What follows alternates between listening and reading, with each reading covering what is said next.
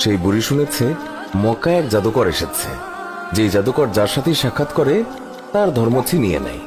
বুড়ি সেই জাদুকর থেকে পলায়ন করছিল এই ভয়ে যে সেই জাদুকর যেন তার বাপদাদার ধর্ম তার কাছ থেকে ছিনিয়ে নিতে না পারে। হঠাৎ সেই রাস্তা দিয়ে মহানবী সাল্লাল্লাহু আলাইহি ওয়াসাল্লাম যাচ্ছিলেন। বুড়ি মহানবী সাল্লাল্লাহু আলাইহি ওয়াসাল্লামকে দেখে বলল, বাবা, এই মালগুলি আমার মাথায় উঠিয়ে দিতে পারবে কি? মহানবী সাল্লাল্লাহু আলাইহি ওয়াসাল্লাম যখন মালগুলি তুলে দিতে গেলেন তখন তিনি দেখলেন মালগুলো খুবই ভারী, আর এত ভারী যা বুড়ি উঠাতেই পারবে না। তখন মহানবী সাল্লাল্লাহু আলাইহি ওয়াসাল্লাম তিনি বুড়িকে বললেন, এটার তো খুবই ওজন, আপনি যদি অনুমতি দেন আমি আপনার এই মালগুলি আপনি যেখানে বলেন সেখানে দিয়ে আসব। বুড়ি তো খুবই খুশি, সে খুশি মনে অনুমতি দিল। মহানবী সাল্লাল্লাহু আলাইহি ওয়াসাল্লাম সকল মালপত্র নিজের মাথার উপর তুললেন আর বুড়ির সাথে পথ চলতে লাগলেন। আর বুড়ি পুরো রাস্তায় ওই জাদুকরকে বকা দিতে দিতে গেলেন। মহানবী সাল্লাল্লাহু আলাইহি ওয়াসাল্লাম বুঝলেন বুড়ি কার উপর প্রচন্ড রেগে আছেন। তাই মহানবী সাল্লাল্লাহু আলাইহি ওয়াসাল্লাম বুড়িকে প্রশ্ন করেন, মক্কা ছেড়ে কেন যাচ্ছেন? বুড়ি বলল, আমি শুনেছি মক্কায় এক জাদুকর এসেছে যে মানুষের ধর্ম লুটে নিচ্ছে। আমি সারা জীবন মূর্তি পূজা করেছি, আমার বাপদাদা তারাও মূর্তি পূজা করেছে।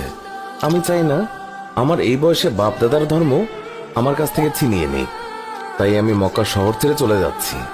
মহানবী সাল্লাল্লাহু আলাইহি ওয়াসাল্লাম বুড়ির কথা শুনে তার মাল ফেরত দেননি, বরং যত্নের সাথে মাথায় করে বুড়ির সব মালামাল বহন করে নিয়ে গেলেন।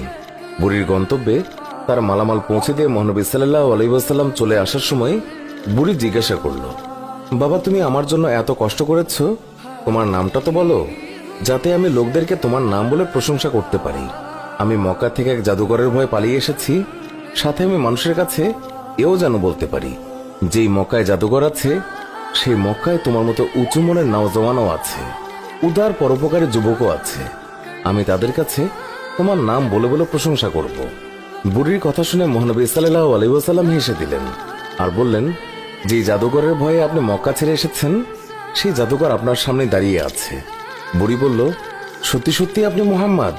হুজুর বললেন, হ্যাঁ, আমি সেই মুহাম্মদ।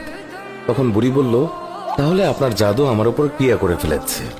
সুবহানাল্লাহ, আপনি আর দেরি করবেন না, আমাকে পাক কালেমা পড়িয়ে দিন, লা ইলাহা ইল্লাল্লাহু মুহাম্মাদুর রাসূলুল্লাহ।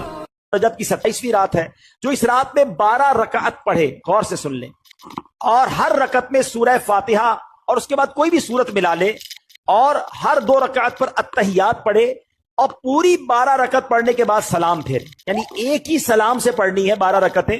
हर 2 रकत बाद अत्तहियात पढ़ के फिर खड़े हो जाए, सूरह फातिहा के साथ कोई भी सूरत मिला ले, बेहतर है 3-3 बार सूरह इखलास पढ़ लें, ठीक है। अब जब 12 रकतें पूरी हो जाएं तो फिर आपने 3 तस्बीहां पढ़नी है। 100 बार क्या पढ़ना है? सुब्हानल्लाहि वल्हम्दुलिल्लाहि वला इलाहा इल्लल्लाहु वल्लाहु अकबर, ये 100 बार पढ़ें। फिर 100 बार इस्तगफार पढ़ लें, अस्तगफिरुल्लाह अस्तगफिरुल्लाह अस्तगफिरुल्लाह रब्बी मिन कुल्लि ज़ंबि व अतूबु इलैह, ये पढ़ लें। और फिर 100 बार दुरूद पाक पढ़ लें। जब ये वजीफा कंप्लीट हो जाए तो नबी पाक फरमाते हैं, अपनी दुनिया और आखिरत के लिए जिस चीज के बारे में दुआ मांगेगा और सुबह को रोजा रखेगा, अल्लाह पाक उसकी सब दुआएं कबूल फरमाएगा, सिवाय उस दुआ के जो गुनाह के लिए हो। माज़अल्लाह अगर कोई अपने गुनाह के काम के लिए दुआ करेगा तो वो कबूल नहीं होगी। अल्लाह पाक हम सबको अमल करने की तौफीक अता फरमाए।